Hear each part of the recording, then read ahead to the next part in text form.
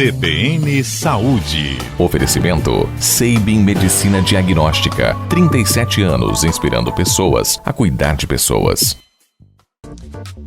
Hoje vamos falar de herpes zoster. Estamos entrando em um período do ano em que essa infecção viral é mais comum. O calor e a umidade aumentam a incidência do que chamamos de doenças da primavera. Catapora, sarampo, escarlatina, asma, conjuntivite e herpes zoster. Sobre isso a gente conversa agora com o infectologista Alexandre Cunha. Bom dia, doutor. Bom dia, Daniela. Doutor, obrigada pela sua participação aqui com a gente. Eu começo te perguntando o que é herpes zoster e como acontece a infecção. Bom, o herpes zoster, na verdade, é uma reativação da catapora, que é uma doença conhecida por todo mundo. Ela é causada por um vírus, que é um vírus chamado varicela zoster, que na primeira vez que esse vírus tem contato com o ser humano, ele causa catapora, geralmente na infância, na adolescência, mas pode acontecer em qualquer etapa da vida. E depois, mais tardiamente, quando há uma queda do sistema imunológico por qualquer motivo, há uma reativação e ele causa lesões localizadas, causando essas lesões que são conhecidas como herpes zoster. Doutor, então a primeira dica é conferir se a carteirinha de vacinação está em dia? A primeira coisa é se vacinar contra a catapora, né? Essa vacina que os mais velhos não foram vacinados, que é uma vacina que não existia antes da década de 90, década de 80, então era bem comum ter catapora, inclusive mais antigamente era bem comum que juntassem as crianças todas com catapora, para todo mundo pegar catapora, que não devia ser feito, que catapora pode ser uma doença grave, mas mais recentemente, depois dos anos 2000, assim, já faz parte do calendário de vacinação, e evitando a catapora, a gente evita também o herpes zoster, porque quem não tem catapora, automaticamente nunca vai ter herpes zoster. É um pré-requisito para desenvolver o herpes zoster a pessoa ter tido catapora. Então, se a pessoa tem a carteira de vacinação em dia, não teve catapora, por ter sido vacinada contra a catapora, ela automaticamente evita também ter o herpes zoster, que é uma doença muito, muito complicada pela sequela que pode causar. E por falar em sequela, né? Quais são essas sequelas, doutor?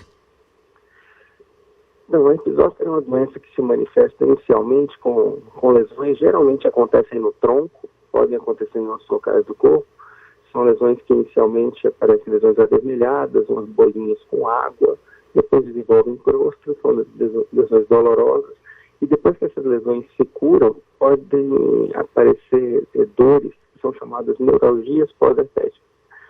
Essas dores podem persistir por dias, semanas ou meses, às vezes até anos, mesmo depois da doença ter curado.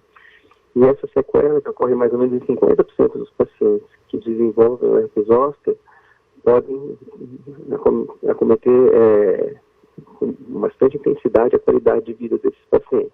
Muitos pacientes têm depressão, não conseguem dormir por causa dessas dores. E essa é a principal sequela do herpes zoster, né? São dores muito intensas, dores neuropáticas que têm que ser tratadas com medicamentos especiais. Os analgésicos comuns não têm boa atuação, não há resposta boa a esses medicamentos. E os próprios medicamentos usados para tratar essas dores, as neuralgias pós-herpéticas, têm efeitos colaterais, como boca seca, tontura, sonolência, constipação intestinal. Então é uma sequela bastante indesejada. E o que mais pode ser feito, doutor, além da imunização? Basicamente, primeiro passa a imunização, né, para a catapora. Existe uma vacina também para o herpes zoster, né? Na verdade, existem duas vacinas. Somente uma delas está registrada no Brasil, né? Está registrada na Anvisa e disponível no território nacional. O problema é que a vacina disponível atualmente contra o herpes zoster é uma vacina para quem já teve catapora, está licenciada a partir dos 50 anos, mas indicada principalmente para quem tem mais de 60 anos, que é a faixa etária mais acometida por herpes zoster. O problema é que essa vacina ela é de baixa eficácia, só tem eficácia em torno de 50%, e ela perde eficácia com o passar do tempo. E quanto mais passa o tempo, maior a chance da pessoa ter zoster, né? Porque com a idade o sistema imunológico vai enfraquecendo, que se chama imunossenescência, vai envelhecendo o sistema imunológico, e essa doença é tão mais frequente quanto mais idosos. Então, 70, 80, 90 anos, a frequência de zoster vai se tornando cada vez maior.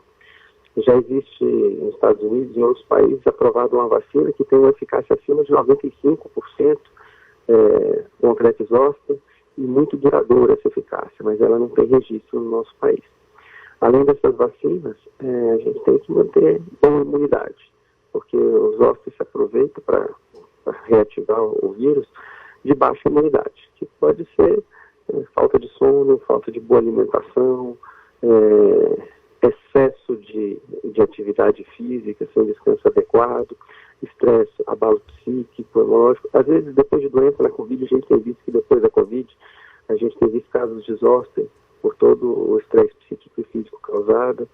Então, é tentar melhorar a imunidade, cuidando de todas essas partes da vida, tanto o estresse psíquico quanto o físico.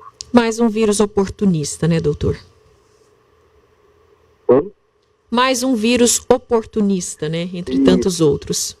E esse é um vírus que acompanha a gente, né? Quando a gente tem catapora na infância, o vírus fica albergado dentro da gente, fica à espreita lá. Então ele pode ficar 10, 20, 30, 40, 50, 60 anos sem fazer nada. Todo mundo que teve catapora na infância, com 5 anos de idade, quando você tem 70 anos de idade, fica 65 anos sem fazer nada, o seu organismo só esperando o seu sistema imunológico enfraquecer um pouquinho, como você falou, de maneira oportunista, aproveitando o momento de lhe causar problemas. Então é bom a gente ficar sempre vigilante, cuidando da imunidade, tomando todas as vacinas, tomando todas as precauções para não deixar o sistema imunológico se enfraquecer, de maneira a não permitir que esses vírus oportunistas venham a causar problemas. Doutor Alexandre Cunha, infectologista, trazendo informações para a gente, aí, informações importantes sobre herpes zoster. Muito obrigada pela participação do senhor, viu? Um ótimo dia. Não, com certeza, né? Um bom dia para você e para os ouvintes.